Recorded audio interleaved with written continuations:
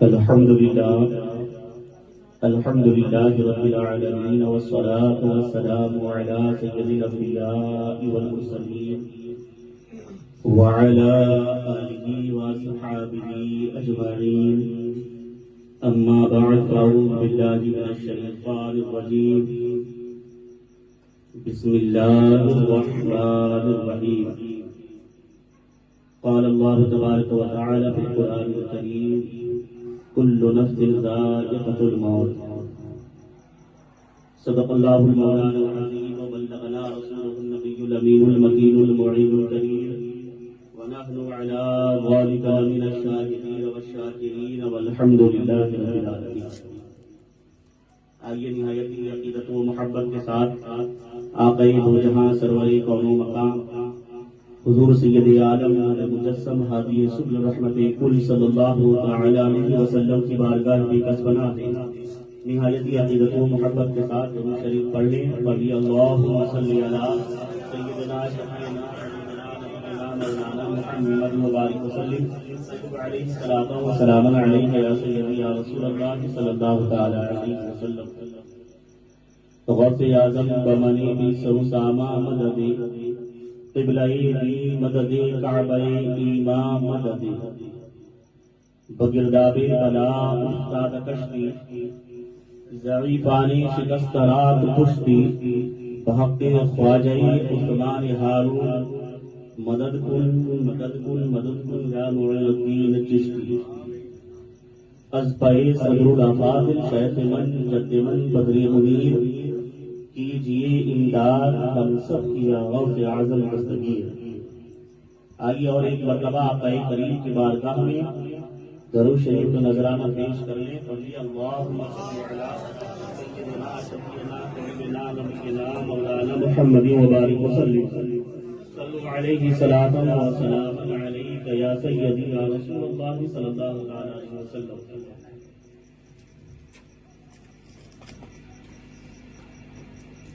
عزیزان باللہ اسلامیہ، آج ہم اور آپ یہاں پر جناب مرحوم مغفور مظفر خان صاحب نعیمی کے ایصال ثواب کے لیے اکٹھا ہوئے ہیں.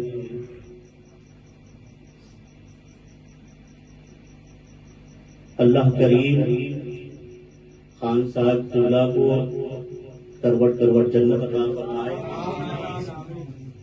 رحمتوں و انوار کی بارشوں کا نزول فرمائے ان کی تربت پر.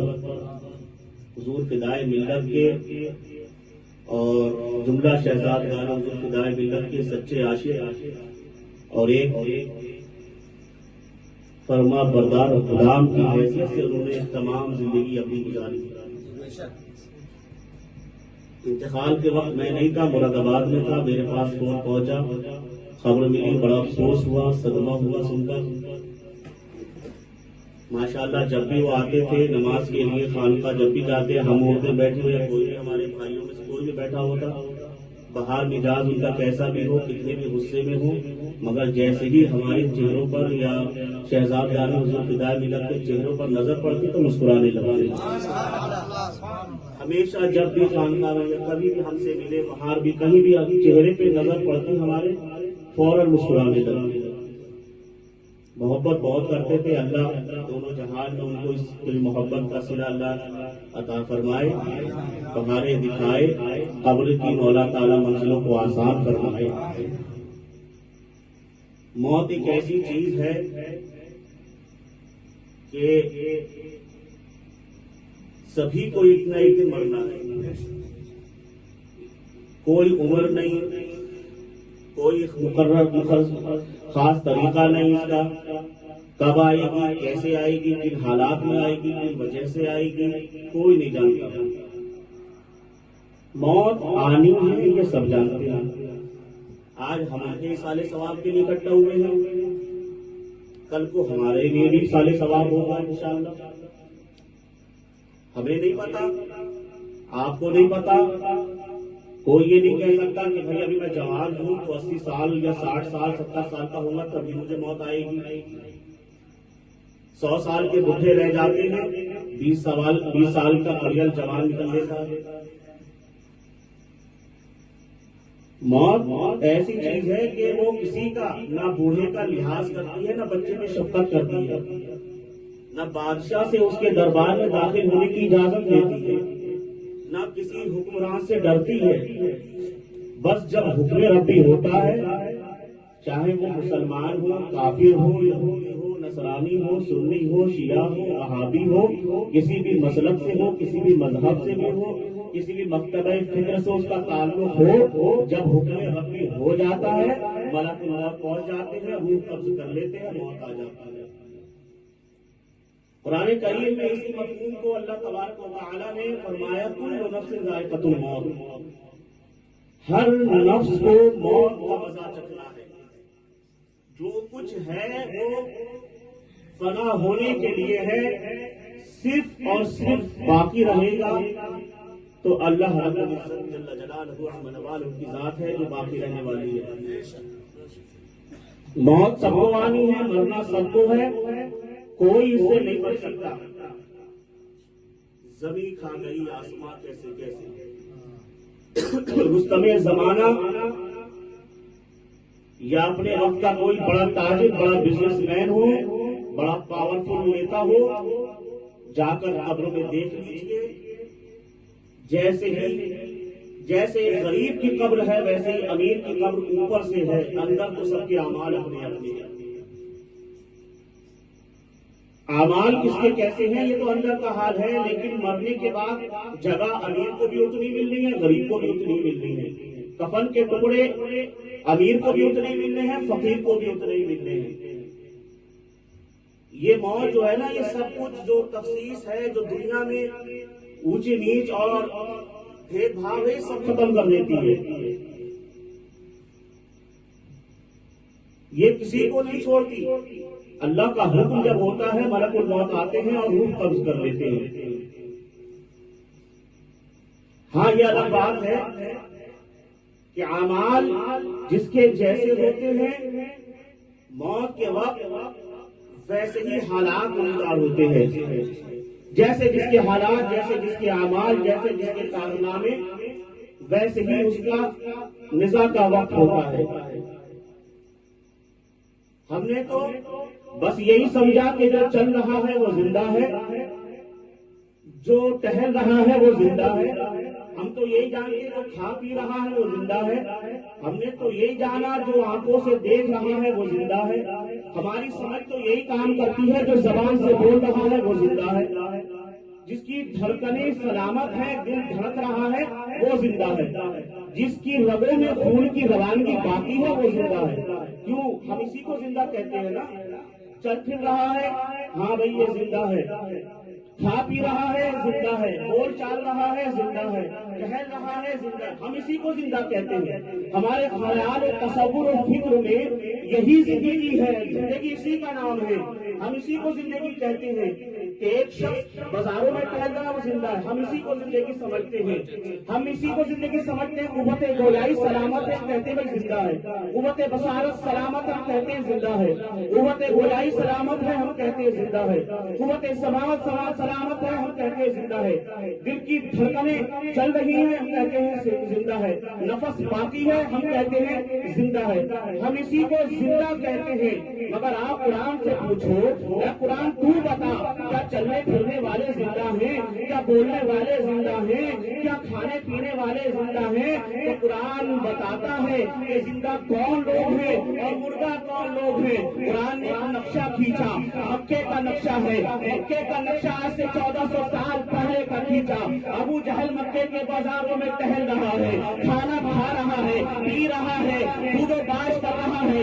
ابو لہب مکے کے بازاروں میں ٹہل رہا ہے، کھا رہا ہے، پی رہا ہے، دنیا انہیں زندہ کہہ رہی ہے، کہتی ہے ان کی زبان سلامت ہے، کہتی ہے ان کی بصارت سلامت ہے، کہتی ہے ان کی قوت گویائی سلامت ہے، کہتی ہے ان کی سماعت سلامت ہے، کہتی ہے یہ چل پھر رہی ہے سلامت ہے۔ ابو لہب سلامت ہے، ابو جہل سلامت ہے، عتبہ سلامت ہے، شیبہ سلامت ہے، کفار مکہ سلامت ہے۔ مگر قرآن کیا کہتا ہے؟ اے محبوب آپ فرما دیے سمن بکمن عمی فہم لا یرجعون۔ ابو جہل چل پھر رہا ہے، رہا ہے مگر مردہ ہے، سن رہا ہے مگر مردہ ہے۔ اے حبیب جو آپ سے محبت نہیں رکھتا، جس کے دل میں آپ کی محبت نہیں، جس کے دل میں آپ کی چاہت نہیں، جس کے دل میں آپ سے عقیدت نہیں، جو آپ سے الفت نہیں رکھتا، اس کی آنکھیں سلامت نہیں، اس کے کان سلامت نہیں، اس کی گویائی سلامت نہیں۔ یہ نقشہ ہم نے دیکھا۔ اب دوسری طرف پلٹ کر چلو، ایک دوسرا نقشہ دکھتے ہیں۔ اب بدر کا میدان ہے، احد کا میدان ہے، کربلا کا میدان ہے، خندق ہے۔ یہ نقشے دیکھے، ہم نے دیکھا عباس کے بازو کٹ گئے، ہم نے دیکھا اور محمد کی لاشیں پڑی ہوئی ہیں، ہم نے دیکھا قاسم کی جوانی پہ گھوڑے دوڑ رہے ہیں، ہم نے دیکھا حسین کے بچے کی لاشیں کربلا کی ریتوں پر پڑی ہے، ہم نے دیکھا حسین چکناچور ہو کر زخموں سے چھلنی ہو کر زمین پر گر گئے، سر تن سے جدا کر دیا گیا۔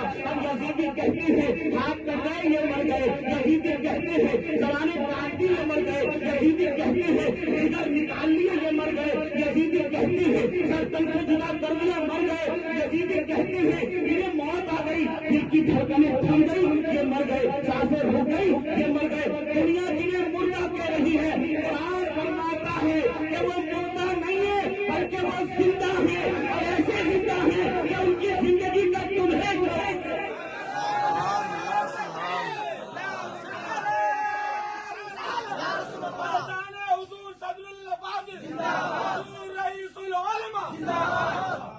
بلا تقولوا لمن يقتل في سبيل الله اموات بل احياء، بلکہ وہ زندہ ہیں، تمہیں ان کی زندگی کا شعور نہیں۔ تو زندگی جینے کا نام نہیں، زندگی تو سرکار کے مرنے کا نام، سانسوں کے چلنے کا نام زندگی نہیں، دل کی دھڑکنوں کا نام زندگی نہیں، نفس نفس میں چلنا زندگی نہیں، سرکار پہ مر مٹ جانا زندگی، سرکار پر مر جانا زندگی ہے، سرکار پر اپنی جان کو فدا کر دینا زندگی ہے۔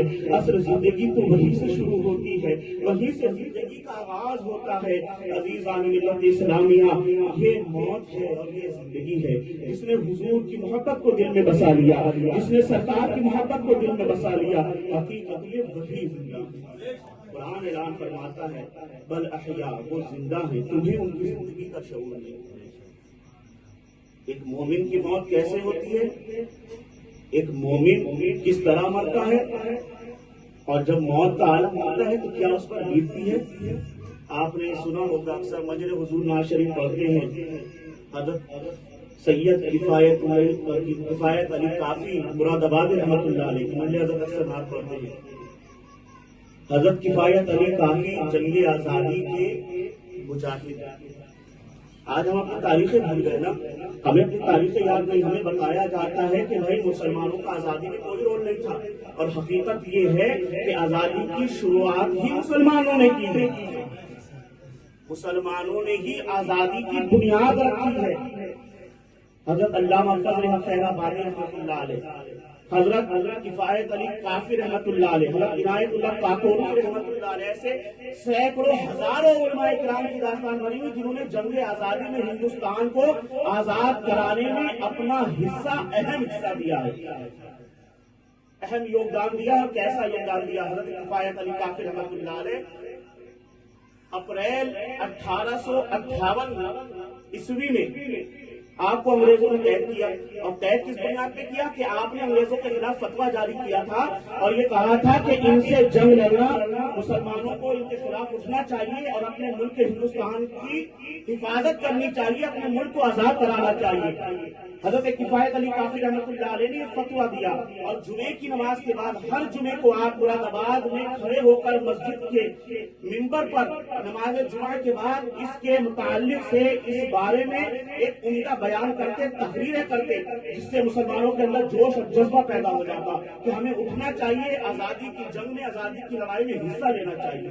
انگریزوں کو یہ بات جب ناگوار گزری تو نواب نجیب خان کو انہوں نے قتل کیا، اس کے بعد کفایت علی کافی رحمۃ اللہ علیہ کو وہاں سے اٹھایا اور کالا پانی کی سزا دے دی، کالا پانی میں لے جایا گیا، 4 मई 1858 ईस्वी को मुकदमा कोर्ट में पेश हुआ और सिर्फ 2 दिन के अंदर, जबकि महीनों लग जाते हैं मुकदमा समेटने में, लेकिन सिर्फ 2 दिन के अंदर, सालों का मुकदमा महीनों का मुकदमा 2 दिन, 6 मई 1858 ईस्वी को जज ने फैसला सुना दिया कि इनको फला दिन फांसी दे दो, सजाए मौत का हुक्म जारी कर दिया। हज़रत किफायत अली काफी रहमतुल्लाह अलैह, आपको जेल में लाया गया, जेल में बंद है, सुबह में आपको फांसी दी जाएगी। अंग्रेज गवर्नमेंट ने कहा, अंग्रेज गवर्नर ने कहा कि माफी मांग लो, शायद अभी तक तुम्हारी बात बन जाए, हम सिफारिश कर दे, माफी मांग लो। आपने कहा मैं अपनी बात से फिरने वाला नहीं हूँ, मैं डॉलरों पर दिनारों पर बिकने वाला मौलवी नहीं हूँ, मैं रसूल करीम से अपना सौदा कर चुका हूँ, मैं अपना दीन, ईमान, मजहब, मिल्लत बेच नहीं सकता चंद रुपयों के चक्कर में। हम मुसलमान हैं, सच्चे मुसलमान, हमने हुजूर से वादा कर लिया, अब उस वादे को निभाते चलेंगे, हम बिकने वालों में से नहीं है। ये बात सुनी तो उनका जुल्म, तशद्दुद जो था वो इंतहा पर पहुंचा। और स्त्री गरम प्रेस जिसे कहते हैं, स्त्री, उस वक्त लोहे की स्त्री होती थी जिसके अंदर कोयले जला के जिसको गर्म किया जाता, बड़ी भारी स्त्री लेकर हज़रत किफायत अली काफी रहमतुल्लाह अलैह के पूरे जिस्म पर स्त्री फेरी गई। गरम स्त्री खोलती हुई लोहे पर, वो पूरे जिस्म पर हज़रत किफायत अली काफी रहमतुल्लाह अलैह के पूरे जिस्म पर वो स्त्री फेरी गई। देखा ये तो अब भी कुछ नहीं बोल रहा है, ये तो अब भी हमारे दामे फरेब में नहीं आ रहा है। उसके ऊपर नमक, मिर्च, मसाला पूरे जिस्म पे आपके बन दिया गया। जले हुए बदन पर, पूरे जिस्म को, पूरे बदन को हजरत के गरम स्त्री से जलाया गया और जलाने के बाद पूरे जिस्म पर मसाला, नमक, मिर्च पूरे जिस्म पे लगा दिया। हमारी जरा सी उंगली कट जाए ना, अगर दाल भात खाते तो खाया नहीं जाता, जलन होती, मिर्चें मलती हैं, जरा सी उंगली कट जाए, मिर्चों में हाथ नहीं दिया जाता, नमक में हाथ नहीं दिया जाता, जख्मों पे नमक नहीं छिड़का जाता। यहाँ किफायत अली काफी है कि पूरे बदन पर आपके नमक मिर्च छिड़क दिया, मल दिया उसको। शिद्दत, गम, तकलीफ इंतहा को पहुंची। उन्होंने सोचा जेलरों ने अब छोड़ दो इसको, सुबह का इसको क्या कहते हैं, फांसी की भी जरूरत नहीं होगी, सुबह तक तो ये ऐसी तकलीफ में दम तोड़ देगा, ऐसे ही मर जाएगा। वो जंग वो जेल में छोड़कर सिपाही चले गए। हज़रत किफायत अली काफी रहमतुल्लाह अलैह वहाँ किसी से मदद भी नहीं मांग सकते थे, किसी को पुकार भी नहीं सकते थे, मगर पुकारा उन्होंने लौ लगाई। कहाँ लौ लगाई है, कहाँ लौ लगाई है? गुंबदे खजरा के मकी की तरफ लौ लगाई है, आका दो जहां की तरफ लौ लगाई है, हुजूर की बारगाह में लौ लगाई। अर्ज करते हैं जले हुए दिल से, जले हुए जिस्म से, झुलसे हुए जिस्म से, तड़पती हुई रूह से, तड़पती हुई आवाज से कहते हैं अदरिकनी या रसूल अल्लाह, अदरिकनी या रसूल अल्लाह। और वो नबी उस उम्मती की फरियाद क्यों ना सुने, क्यों ना सुने जो उनको इस अकीदत से पुकार रहा हो, जो इस अकीदत से पुकार रहा हो, वो अल्लाह वो सुन लेंगे, फरियाद को पहुंचेंगे। इतना तो हो कोई जो आह करे से, जब आह करी है, जब पुकारा है, तो अब हुजूर ख्वाब में दीदार नहीं करा रहे, बल्कि आप कहे तो जहां सरवरे कौनो मका हुजूर सैयदे आलम सल्लल्लाहु तआला अलैहि वसल्लम बनफ़े नफीस किफायत अली काफी के सामने खड़े हैं। हाथ फेर के फरमाते मेरे बेटे क्या हुआ? हज़रत किफायत फरमाते हैं या रसूल अल्लाह, कसम रब्बे काबा की, अगर मैं जानता तेज चलने से, ये नमक मिर्च लगने से आपका दीदार नसीब हो जाएगा, तो किफायत अली काफी इस जुल्म को सहने में देर नहीं करता।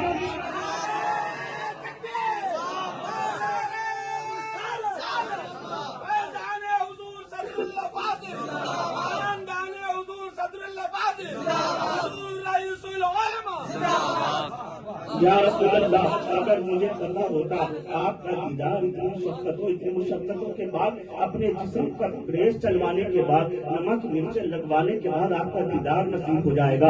या रसूल अल्लाह, मैं तो कब से इसे अपनी जान तेरी पे रख के चल रहा था, मुझे कब ये जुल्म इन्होंने पहले क्यों नहीं दे दिया, ये सख्ती उन्हें मुझे पहले क्यों नहीं दे दी? इतना अब जिसको हुस्न यूसुफ का दीदार हो जाए, उंगलियां कटे पता न चले। यहाँ तो जमाले मुस्तफा सामने था, रुपये मुस्तफा सामने था। अब काफी की कैफियत बदल गई, अब काफी की कैफियत तब्दील हो गई। अब दर्द जो था दवा बन गया, अब जख्म जो था वो शिफा बन गया। अब सुबह में जेलर आया है, आकर دیکھا چلو لاش اٹھائی جائے، جا کر دیکھا کفایت علی کافی بیٹھے ہوئے مسکرا رہے ہیں، کیا بات تم مرے نہیں، تمہارے سامنے کیا ہوا؟ جو ہونا تھا وہ ہو گیا، تم مت فکر مت کرو، ہمیں جو ملنا تھا وہ مل گیا، جو انعام ہمیں پانا تھا ہم نے پا لیا، تم کاہے کی فکر کرتے ہو؟ اب لے کے چلے ہیں، اب کہاں لے کے جا رہے ہیں؟ مقتل کی طرف لے کر جایا جا رہا ہے، پھانسی کے پھندے کی طرف لے کر جایا جا رہا ہے۔ کوئی دوسرا ہوتا، جب موت قریب ہوتی ہے نا، ہوش فاقہ ہو جاتے ہیں، حواس ہو جاتے ہیں، لوگوں کو خیال نہیں ہوتا، لوگوں کو فکر نہیں ہوتی، سب کچھ بھول جاتے ہیں، کسی چیز کی فکر نہیں ہوتی، اٹھنے بیٹھنے کا خیال نہیں ہوتا۔ جب موت کا وقت قریب ہوتا ہے، موت کی سختیاں ہر اچھے کے پسینے چھوڑ دیتی ہیں، مگر کفایت علی کافی ہے، پھانسی کے پھندے کی طرف جا رہی ہے اور ایک ترانہ گنگنا رہی ہے، حضور کی بارگاہ میں نعت نبی پیش کر رہی ہے، عرض کرتے ہیں کوئی گل باقی رہے گا، نہ چاند رہ جائے گا، ہر رسول اللہ کا دین حسن رہ جائے گا، کوئی گل باقی رہے گا، نہ چاند رہ جائے گا، ہر رسول اللہ کا دین حسن رہ جائے گا۔ اور اطلس و کم خواب کے پوشاک پہ نازا نہ ہو، اس طرح بے جان پر باقی کفن رہ جائے گا، اور جو پڑھے گا صاحب لولاک کے اوپر ضرور، جو پڑھے گا صاحب لولاک کے اوپر ضرور، آگ سے محفوظ اس کا تن بدن ہوگا۔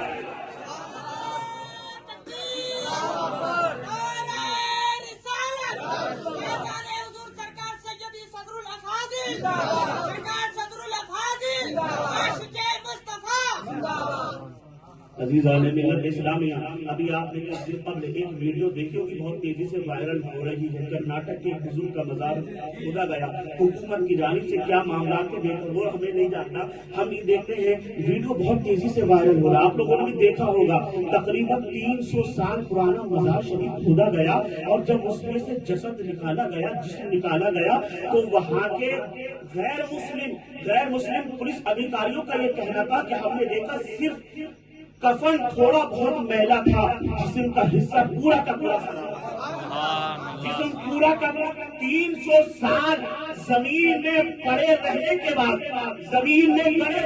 بعد غلام مصطفیٰ کا یہ حال ہے، غلام مصطفیٰ کا یہ حال ہے، مصطفیٰ کا یہ حال ہے، عاشق مصطفیٰ کا یہ حال ہے، 300 سال زمین میں پڑے رہنے کے بعد ان کے جسم پر زمین نے کچھ اثر نہ کیا، مٹی نے کچھ نقصان نہ پہنچایا، ذرا سا کفن صرف میلا ہوا ہے، پورا جسم سلامت ہے۔ جب آقاؤں کے غلاموں کا یہ حال ہے، میرے آقا کا حال کیا ہوگا؟ جب ان کے جگہ ہم دیکھتے ہیں جہان زمانہ کی جھولی، محتاج کا یہ عالم ہے، مختار کا عالم ہے، محتاج کا یہ عالم ہے۔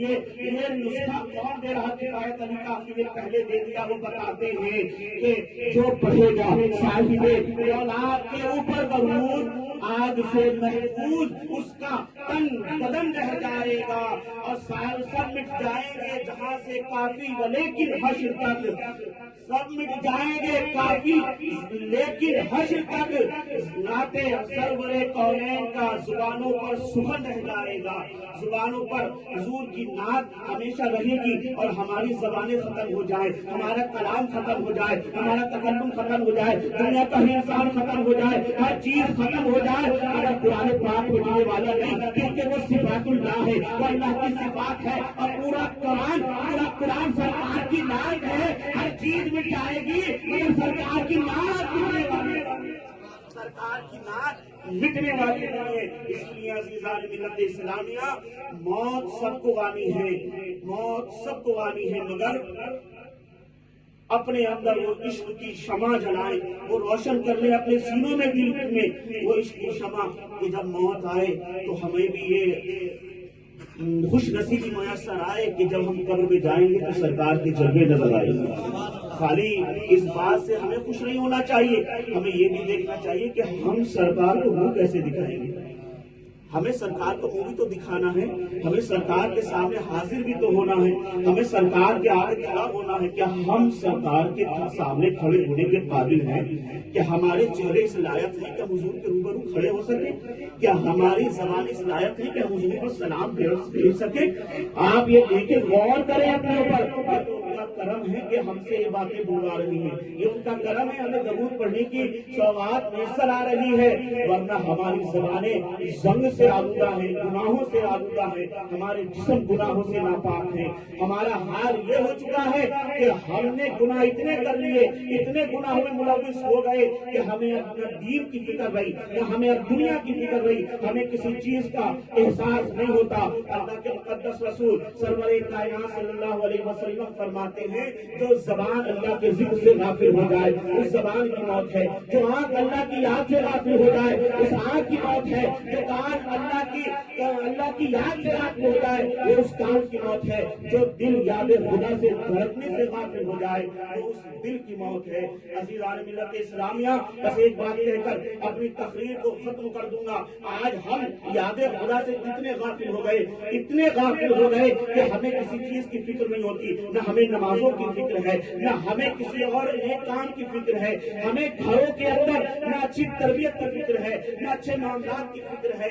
آج ہم نے اپنے آپ کو گناہوں میں اتنا ملوث کر لیا، اتنا ملوث کر لیا کہ نہ ہم دین کے قابل رہے نہ دنیا کے قابل رہے، نہ ہم نے دین ہی صحیح سے حاصل کیا نہ دنیا ہی صحیح سے حاصل کی، نہ ہم دنیا میں کامیاب ہو رہے ہیں نہ دین میں کامیاب ہو رہے ہیں۔ اسی لیے ہمیں چاہیے کہ ہم اپنے آقا سے سچی محبت کریں، سرکار سے سچی محبت کریں، حضور کے فرامین پر عمل کریں، حضور کی باتوں کو سنیں، اس پر عمل کریں، انشاءاللہ آپ کی دنیا بھی کامیاب، آپ کی آخرت بھی کامیاب ہے۔ عزیزان ملت اسلامیہ، آج ہم کئی سفر پہ نکلتے ہیں نا، ہم کہیں جاتے ہیں تو ہمارا حال کیا ہوتا ہے؟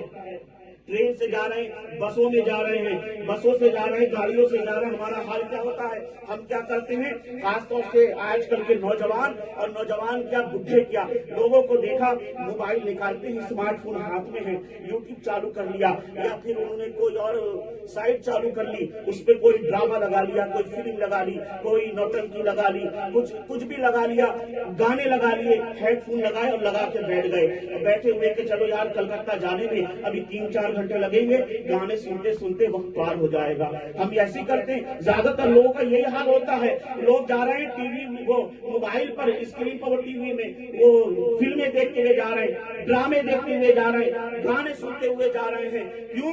بولے یار ابھی 1-1.5 گھنٹے کا سفر ہے، سنتے سنتے پار ہو جائے گا، ٹائم نکل جائے گا، وقت کا پتہ نہیں چلے گا، سفر آسانی سے کٹ جائے گا۔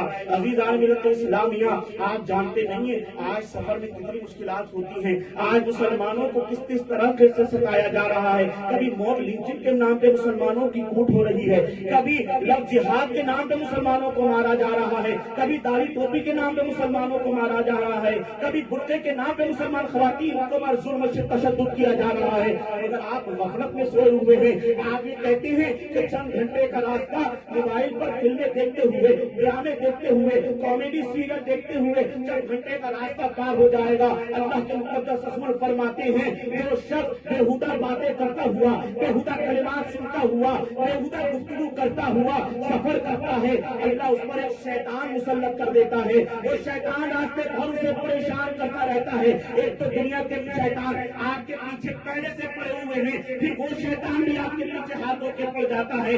دوسری طرف میرے آقا سرور کائنات صلی اللہ تعالیٰ علیہ وسلم ارشاد فرماتے ہیں کہ کوئی بندہ اللہ کا ذکر کرتے ہوئے سفر کرتا ہے، نعت نبی سنتے ہوئے سفر کرتا ہے، ذکر و اذکار کرتے ہوئے سفر کرتا ہے، قرآن کی تلاوت کرتے ہوئے سفر کرتا ہے، ایک اچھے کام کرتے ہوئے سفر کرتا ہے، اللہ اس پر ایک ایسا فرشتہ مسلط کر دیتا ہے، ایک ایسا فرشتہ اس بندے کے ساتھ لگا دیتا ہے کہ تمام راستے اس شخص کی حفاظت کرتے ہوئے جاتا ہے، اس کا محافظ بن کے جاتا ہے، پریشانیوں سے بچا رہا ہے، مصیبتوں سے بچا رہا ہے، صرف سفر کی تکلیفوں سے بچا رہا ہے، اب وہ فرشتہ اس بندے کی پوری حفاظت کر رہا ہے۔ عزیزان ملت اسلامیہ، ہمیں چاہیے کہ ہم اپنے جینے کا طریقہ بدلے، اپنا طور بدلے، اپنا طریقہ بدلے اور حضور کی سنتوں سے محبت کریں، حضور کے اخلاق سے محبت کریں، حضور کی سیرت سے محبت کریں، سیرت کو سنیں اور سیرت پر عمل کریں، انشاءاللہ آپ دنیا میں بھی کامیاب، آخرت میں بھی کامیاب ہوں گے۔ اللہ کریم اپنے حبیب کے سبزے میں ہمیں سیرت نبی پر چلنے کی توفیق عطا فرمائے اور مرحوم جناب مظفر بھائی صاحب کی مولا تعالیٰ کروٹ کروٹ مغفرت فرمائے، جنت عطا فرمائے، قبر کو طیبور بنائے، سرکار دو عالم صلی اللہ علیہ وسلم کے جنموں سے ان کی قبر کو روشن منور فرمائے، صاحب خانہ ان کے تمام بچوں کو بالخصوص ان کی اہلیہ کو مولا تعالیٰ صبر جمیل عطا فرمائے، اور صحت و سلامتی کے ساتھ ان کی اہلیہ کو لمبی عمر عطا فرمائے، ان کے بچوں پہ ان کا سایہ دراز فرمائے۔ جو کچھ بیان ہوا وہ آغاز بات تھا، استغفر اللہ ربی من کل ذنب واتوب الیہ، وآخر دعوانا ان الحمد للہ رب العالمین۔ السلام علیکم ورحمۃ اللہ وبرکاتہ۔